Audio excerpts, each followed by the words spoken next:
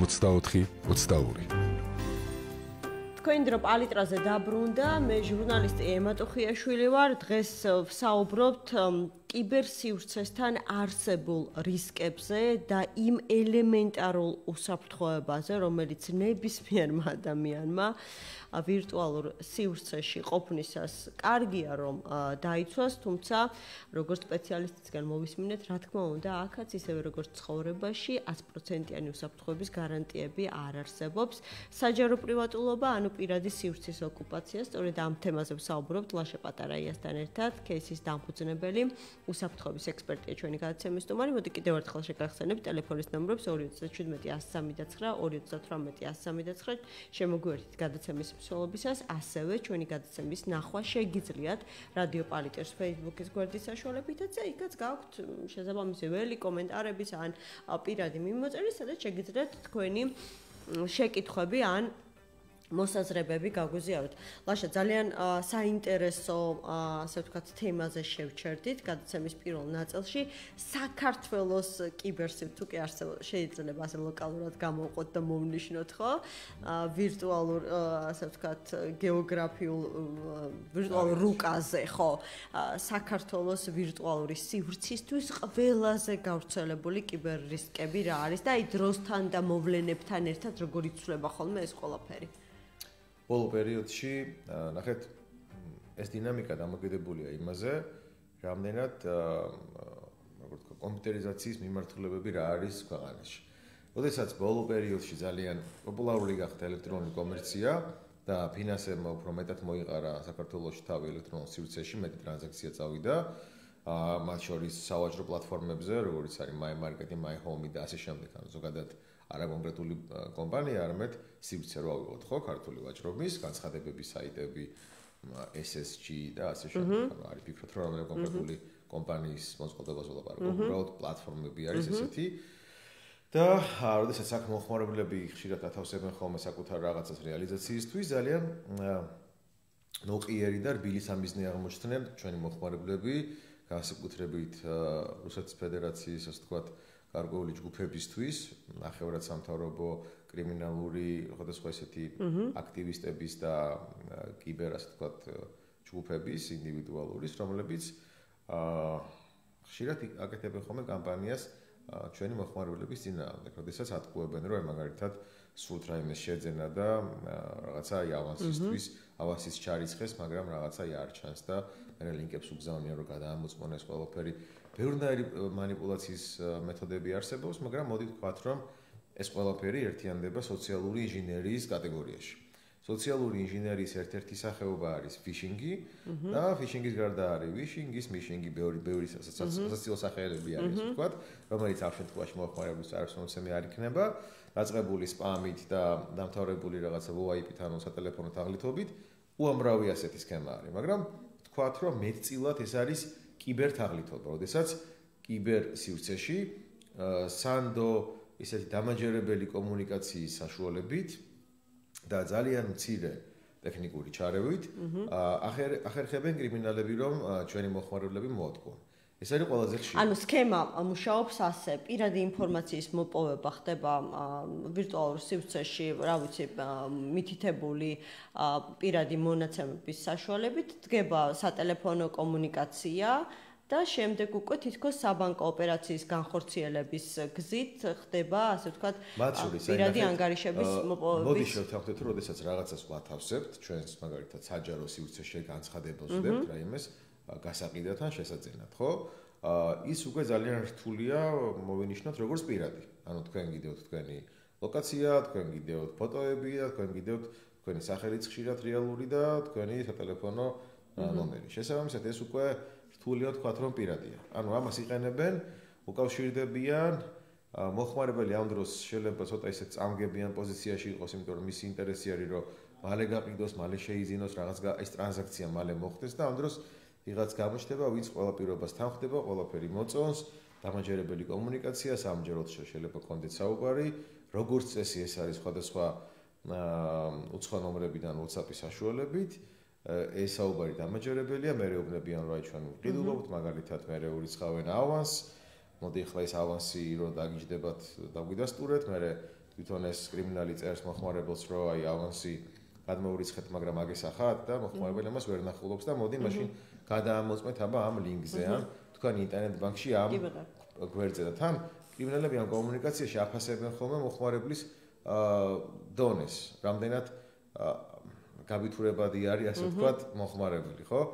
და შესაბამისად უფრო მეც თვითონ იჩენენ, რა შეიძლება გააკეთებინონ და ზოგჯერ ისეთი кейსები გვესმის, რომ წარმოუდგენლად აი არანაირ კიბერჰიგიენის ნორმაში არ ჯდება. ნუ აი შეიძლება ადამიანმა პირდაპირ უცხო ნომრიდან შემოსულ რაღაც მარტივ კომუნიკაციის გამო ჩაურთოს თავის screen sharing-ი ტელეფონზე, შეიძლება დააჭიროს ნებისმიერ link, შეიძლება მის წეროს პაროლი, რომ მე შევედი ვერ ვნახულობ, მაგრამ იქნებ თქვენ ნახოთ აბა ჩემი ინტერნეტ ბანკში, იმიტომ რომ გადავირიე და არ არის ეს ავანსი დამჯდარი და ნუ აი სასწაული რაღაცები ხდება, ხო?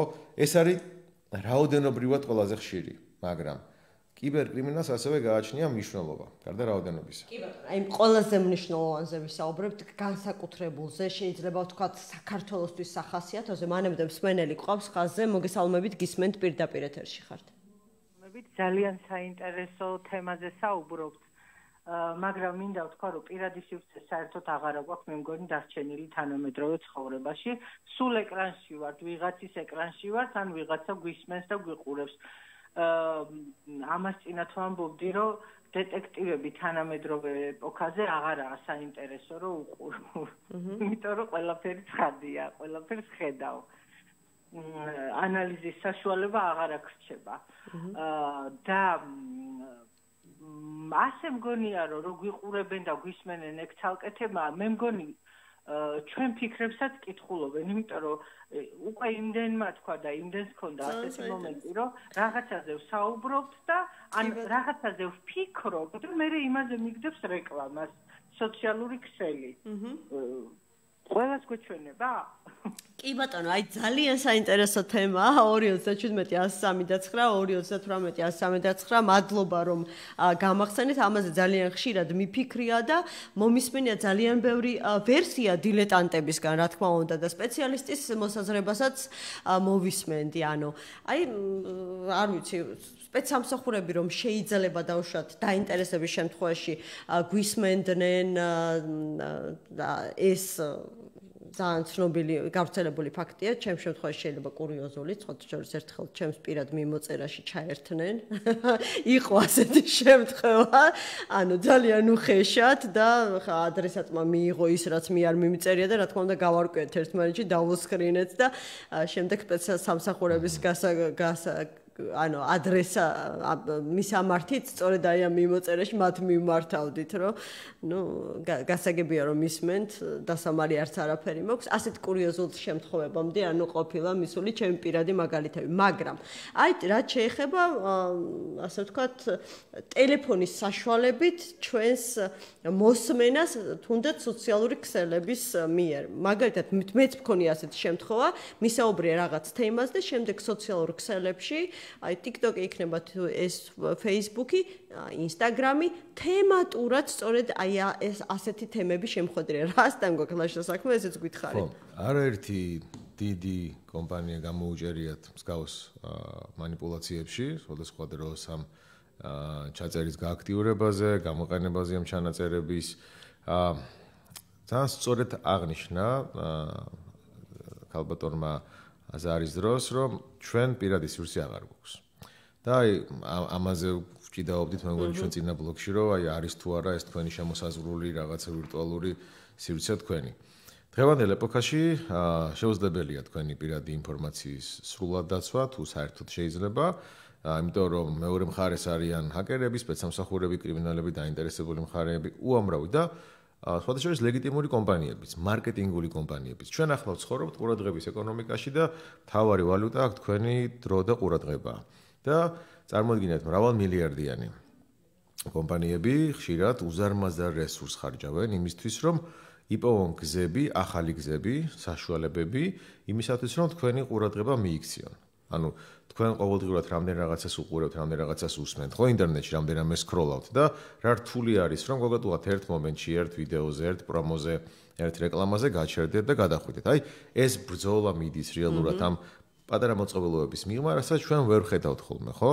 და უბრალოდ უყურებთ საბოლოო შედეგს ეკრანზე და ეს ბრძოლა იმდენად ინტენსიურია და იმდენად მაღალ ტექნოლოგიური და როგორ თქვა, შეიძლება რომ არ ვიცოდეთ მეცნიერება ეს გვეგონოს რაღაც შავი მაგია, რომ აი ჩვენ ფიქრებსაც კითხულობენ და რაღაც ოზრდ ფიქრებზე ანუ იმპულსების კითხვაც უკვე კი შესაძლებელი არის და ეს მოწყობილობებიც არსებობს, მაგრამ ამ შემთხვევაში ისე წარიმართება ეს ჩვენი ქცევა, რომ ხშირად ჩვენ ვერ ვიგებთ ამას როგორ.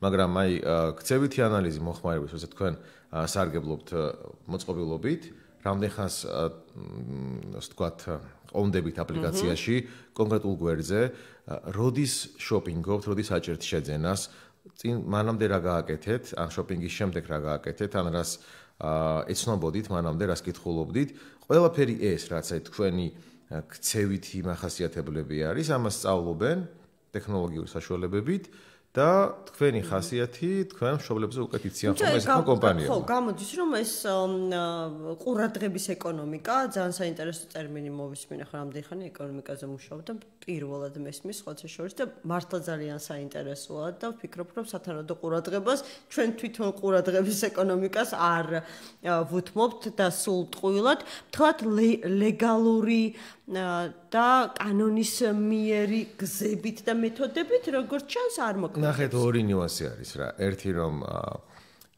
ლეგალური მხარე, სამართლებრივი მხარე უფრო გამოირჩევა ბიუროკრატიით და უფრო გვიან ეწევა იმ ტექნოლოგიურ ინოვაციებს, რომ გაიაზროს. აი, თქვენ თუ დააკვირდებით ან იყურებიათ კონგრესის მოსმენებისთვის, როცა აი Facebook-ის წარმომადგენლებს, Meta-ს წარმომადგენლებს, Google-ს, Microsoft-ს უსმენენ და იბარებენ, ესეთი ტოპ სენატორები, ასე ვთქვათ, და საკმაოდ ესეთი მძაფრი და ინტენსიური დაკითხვა, სამართლებრივი, ასე ვთქვათ, შედეგების მქონე დაკითხვები არის, ხო? იქაც კი ძალიან ბევრი პაროდიული რაღაც მომენტები ჩდება ხოლმე, იმიტომ რომ არ ესმით ამ ადამიანებს სხვა სფერო აქვს, სხვა კომპეტენცია აქვს, მათი ვისაც ესაუბრებიან. ეს დისონანსი ქმნის იმას, რომ სამართლებრივი ჩარჩოები საერთოდ ვერ ეწევა კი არა ჩარჩოებიდან გასულია ის სფერო, რასაც თითქოს და არეგულირებს სამართალი. მაგალითად, პერსონალური მონაცემების შესახებ კანონი. მაგალითად, ინფორმაციული უსაფრთხოების სხვადასხვა სტანდარტები, ხო? ეს გაცილებით ძველი და ტლანქია, ვიდრე სფერო. სფერო ძალიან დინამიურია. ეს ერთი მიზეზი. თუ რატომ შეიძლება ასე ვთქვათ, ამის შეზღუდვა ვერ მოხდეს ლეგალურად. მეორე არის თავად კომპანიების ინოვაციურობა. მათ შეუძლიათ გააკეთონ ისეთი რაღაცეები, რაც ახალია საერთოდ და კანონმდებლობამ არ იცის, შეუძლებელია ეს იცოდეს და კი სადღაც რაღაც არალეგალურსაც, რაც გათქმულად და დეკლარირებულად არალეგალურია, მას აკეთებენ. საბოლოო ჯამში შედეგი არის ესეთი, რომ ძალიან დიდი, უზარმაზარი კომპანიები, ათეულათასობით პროფესიონალით, უზარმაზარი ტექნიკური საშუალებებით, ფულით, ინვესტიციით და ძალიან დიდი კვლევების შედეგად, ისინი მომართული არიან ერთ მოხმარებელზე. ანუ არის ფიქრობთ, რომ რაღაცა ყველას ესე ინდივიდუალურად დაასწრებენ, მაგრამ მოხმარებლის პროფილი, ასე ვთქვათ, შესწავლილია და თქვენ ოდესაც რაღაც ქცევას ერთხელ შეისწავლიან თქვენს ქცევას, ერთ ნაბიჯზე უკვე შესაძლებელია თქვენი მეორე ნაბიჯის პროგნოზირება და გარკვეულწილად წარმართვაც. აი, ხო იცით, ძალიან მარტივი რაღაცა მენიუების პრინციპი, როდესაც არის A-ფასი, B და C, ხო და თუ B არის C-თან ახლოს, მომხმარებლები ას უგულებელყოფენ და პირდაპირ C-ზე გადადიან. იმიტომ რომ უფრო ლამაზი და უფრო მომხიბვლელი არის ის არჩევანი. აი, ესეთი манипуляციებით არის სავსე ეს სფერო, ხო? დაახლოებით იგივე თემა არის გემბლინგი, როგორც გემბლინგში, აზარტულ თამაშებში ზიან პროფესიონალები და მუშაობენ იმაზე, თითოეულმა ხმა, თითოეულმა ფერმა, ყველა ფერმა გარემომ შექმნას, ასე ვთქვათ, თქვენში მაქსიმალურად დიდი იმპულსი აზარტის და დაგამაგრონ, ასე ვთქვათ, ერთ ადგილას. ზუსტად იგივეს აკეთებენ მარკეტინგული გუნდები, ასე ვთქვათ, ახლა ცუდი ასე რომ ამბობთ, მაგრამ ხო რეალურად ყველა თამაშობს ამ შავ თამაშს, ამ რაღაც ეშმაკთან გარიგებას, მოხმარებლის წინააღმდეგ და თქვენ ხართ, გონიათ რომ მარტო ხართ თქვენს ოთახში ან საძინებელში, უყურებთ რაღაცას Netflix-ზე, იქ ტელეფონში რაღაცას სკროლობთ, პარალელურად პასუხობთ, მაგრამ თქვენია ეს იქ ყოფნა არავის უცხო არ არის, არც არავისთვის საიდუმლო და არც შეუძლებელი რომ წარიმართოს. ანუ იქ თქვენ მარტო არ ხართ. ანუ ამ თემაში გავერკვეთ. არავითარი მაგია, მოკლედ მხოლოდ მეცნიერება. შეიძლება იყოს რატომაც არა, ხო არ ვიცი. შეიძლება ესეც იყოს. დავიტოვოთ მაინც, ხო? ასე ვთქვათ, მცირედი შესაძლებლობა მაგიასაც. მსმენელი ყავს ხაზზე, მოგესალმებით, გისმენთ პირდაპირ ეთერში. გამარჯობა. უსმენთ თქვენ გადაცემას და ესეთი კითხვა მაქვს თუ შეიძლება. კიბერუსაფრთხოება და ინფორმაციის გავრცელების უსაფრთხოებასა და ცენზურას შორის აი როგორ რეგულირდება და რა არის ზღვარი, იმიტომ რომ ძალიან მნიშვნელოვანია და ძალიან დამაზიანებელია დღესდღეობით fake news-ები და fake ინფორმაციის გავრცელება და ასევე არაჯანსაღი ზეგავლენებით მოხდენა, ვთქვათ სოციალური სივრცის მეშვეობით. და აი აქ რა ზღვარი არსებობს და როგორ ახდენენ ამის იმპლემენტაციას სხვა დიდი კომპანიები ან სახელმწიფოები. მადლობა მსმენელს. რჩება კიდევ დრო 2017 103 229 118 კიდევ ერთი ძალიან საინტერესო კი ძალიან მნიშვნელოვანი მიმართულება არის. მე მგონი შეგვიძლია თუ არა ეს fake ინფორმაცია გავიყვანოთ კიბერდანაშაულის ერთ-ერთ სახეობაში. მოდი ესე ვთქვათ რა. პირველ რიგში მადლობა საინტერესო კითხვისთვის. და fake თემას რაც შეეხება, შევზღუდოთ ხოლმე კიბერით. დეзинფორმაციის წარმოება ხშირად მისი სამიზნე არის მოსახლეობა. ანუ ეს არის რაღაც დანაშაული უფრო მასობრივი, ხო ესე თავისი კრიმინალური ბუნებით რო იმჟელოთ, ხო? ხშირად ეს არის დანაშაული სახელმწიფოს წინააღმდეგ, იმიტომ რომ მსგავსი მასშტაბური დეзинფორმაციული კამპანიების მიზანი ხშირად არის არეულობა, დესტაბილიზაცია, გარკვეული ისეთი ტენდენციების შექმნა, რომელიც სახელმწიფოს ყოველდღიურ ფუნქციონირებას ხელს უშლის და რიგ შემთხვევაში პირიქით ახალისებს კიდევაც კონსტიტუციური წყობილების რღვევას ან ჯგუფების რადიკალიზაციას ან პოლარიზაციას. ანუ მიგეთ ლეტალური შეიძლება იყოს ერთი მცირე დეзинფორმაციული კამპანიის შედეგი, მით უმეტეს დღევანდელი AI-ის პირობებში, ხო? რომ ბუნებრივია ეს უნდა იყოს, რა თქმა უნდა, შესაბამის პასუხისმგებლობის საგანი, მაგრამ აქ არის მეორე დელიკატური ნიუანსი, ეს არის მეორე მხარე, რას ვაკეთებთ მედიის შემთხვევაში. თუ ჩვენ ვაწესებთ ინსტრუმენტს, ეს ინსტრუმენტი ვერ იქნება სელექციური, იმიტომ რომ კანონი არის ლოგიკა, რომელიც არ ემორჩილება ვნება. შესაბამისად, ეს კანონი ვერ იქნება მოქნილი მედიისთვის სხვანაირი და დეзинფორმატორისთვის და პროპაგანდისტისთვის სხვანაირი, ხო? სად გადის ეს ზღვარი? არის ძალიან რთული დასადგენი მით უმეტეს სახელმწიფოსთვის, იმიტომ რომ ვეჯახებით დემოკრატიის თემას, იმიტომ რომ მედია არის იდეაში მეოთხე ხელისუფლება ხო აღიარებული ძალიან ბევრ სამართლის წყაროში. იმიტომ რომ მედია ხშირად თავის დაუნებურათაც არის ერთგვარი პროპაგანდის გამავრცელებელი, იმიტომ რომ ყოველთვის მედია დღევანდელ კომპლექსურობაში ვერ გადაამოწმებს წყაროს სრულ ავთენტურობას და ვერ გამოიძიებს და ახლა თქვენ მე დამემბარეთ კიბერუსაფრთხოებას ასაუბროთ. რა გარანტია გაქვთ იმის რომ მე ხერხო კიბერუსაფრთხოება ვიცი და რაიმე დამაზიანებელ რჩევას არ მივიცემ თქვენ ხვალ შეიძლება დაიბაროთ ნეიროქირურგი რომელიც ნეიროქირურგად არის წოდებული მაგრამ არ იყოს საბავშვო პედიატრი იყოს პირობითად ხო ანუ თქვენ ყველა დარგის კომპეტენცია ვერ გექნებათ რომ სიღრმეს ჩახვიდეთ და როგორც კი შევდივართ მედიის კონტროლში უკვე ძალიან ცუდი ეს არის რა ქვია სივრცეა სადაც აი დემოკრატიისთვის ნეგატიურ შედეგებს ვაყენებთ და ასე შემდეგ ამასთანავე ზოგადად ინფორმაციის თავისუფლება და სიტყვის თავისუფლება ეს არის პასუხისმგებლობა ხო ანუ შენ ეს გაძლევს დიდ პრივილეგიას რომ თქვა ან მოისმინო ან გაიგო ის რაც გინდა მაგრამ ამავდროულად გაკისრეს პასუხისმგებლობას რომ ეს არ იყოს დამაზიანებელი ვიღაცისთვის ხო შეიძლება მაგალითად რაღაც კონკრეტული მოვლენა არის ძალიან ლეტალური ძალიან საზიანო მაგრამ ამის წასვლა და რაღაც პირველკლასელებისთვის პრეზენტაციის მოწყობა ამის თაობაზე რეკომენდებული არ არის ანუ ყველაფერს გააჩნია თავისი ემოციური ხარისხი ფასი და შედეგი ამასთან ბრძოლა ძალიან რთულია ალბათ კიდევ უფრო გართულდება მე კიბერსივრცეში ყველაზე დიდ საფრთხეს რასაც ვხედავ სწორედ არის დეзинფორმაციული კამპანიები იმიტომ რომ თუ გახსოვთ აი 2008 წელს თუ 7-ში იყო იმიტირებულ ქრონიკად წოდებული ორგანიზაცია. თუ 8-ში იყო, მე მგონი ომის შემდეგ იყო. ხო, ომის შემდეგ იყო. ერთ-ერთი, ზუსტად არავინ იცის რატომ გააკეთდა ეს და რა იყო მიზანი თუ ხუმრობა იყო თუ რა იყო, მაგრამ რეალურად თბილისში და მთლიანად საქართველოში მოხდა ძალიან დიდი ქაოსი და თითქმის რაღაცა ლეტალურ შედეგებამდე მივიდა ერთი მარტივი ჭრების, ასე თქვათ, შედეგად. ანუ რაღაც გარკვეული კადრები აიღეს გადააბეს, კონტექსტიდან გადააწყეს და ამ მცირე რესტრუქტურიზაციით მიიღეს სრულიად სხვა ვიზუალი, სხვა ემოცია და გაუშვეს პრაიმ მედიაში. შესაბამისად, მედიაში რომ გაუშვეს, ამას მოყვა ძალიან ნეგატიური რეზონანსი. ეხლა წარმოვიდგინეთ, მაშინ აი თქვენ ტელევიზიის სფეროში ხართ და იცით რაზეც საუბრობ. ეს მარტივი ჭრა და მონტაჟი ითვლებოდა რაღაცა ნოუ-ჰაუთ, ხო? ეხლა წარმოვიდგინეთ AI-ის პირობებში, როცა შეიძლება მთლიანად ამ ყველაფრის ვიზუალურად, სინემატიკურად, ყურებადიც რო იყოს და თან დამაჯერებელიც და აუთენტურს ძალიან გავდეს, შეიძლება ექსპერტიზამ გაარჩიოს, მაგრამ მოხმარებელი ამას ვერ გაარჩევს, იგივე მოვლენა, იგივე შინაარსი დღეს AI-ის პირობებში. მესმის ლაშა, მაგრამ იგივეს გეტყოდით მე როგორც მომხმარებელი, დღეს სამაგიეროდ ძალიან ბევრი შესაძლებლობა არსებობს ინფორმაციის გადამოწმების, ხო? აი, მე მგონი ყველაზე დიდი ილუზია რაც გვაქვს მანდარის. რატო? მე შეიძლება იგივე გითხრათ, რომ მოხმარებლების ცნობიერების დონე საკმარისია, რომ გავუმკლავდნენ კიბერსაფრთხეებს, მაგრამ სამწუხაროდ ასე არ არის, იმიტომ რომ ჩვენ ყოველდღე მოგმართავენ და ვიცით რა ხდება ამ სფეროში. და მოხმარებლების ცნობიერების დონე სხვა თემებში ძალიან დაბალია და ამაში ძალიან დიდი წვლილი შეიტანა თითქმის ყველა ხელისუფლებამ ჩვენამდე, ასე ვთქვათ, არსებული და წინათ გაგრძელებული, რომ განათლების სფერო იყოს სრულიად უგულებელყოფილი ყოველთვის. ახლაც არ არის ის სათანადო ხარისხი. შესაბამისად, თქვენ თუ გიწევთ აი ფილდზე გასვლა უშუალოდ რეგიონებში, სოფლებში, გარკვეულ უბნებში, თქვენ ნახავთ, რომ ძალიან კარგად დაიჯერებენ და შეგახსენებთ ერთ-ერთ საიტს სუფთა იუმორისტული მიზნით გააკეთეს ჩიტე ნიუსი თუ გახსოვთ ესეთი.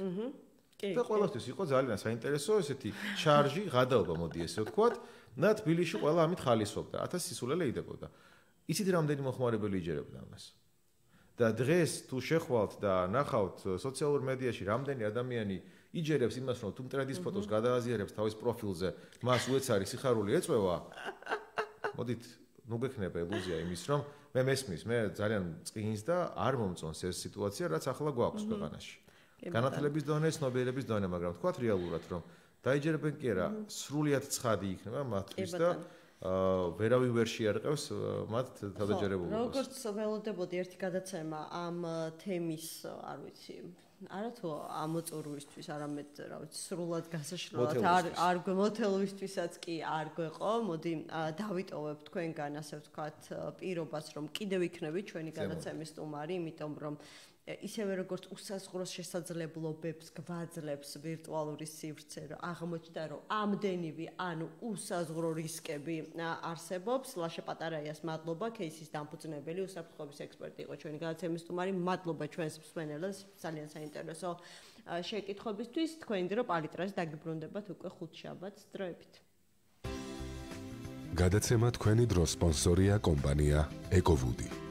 ხის სარემონტო მასალების ფართო არჩევანი. ტელეფონი 2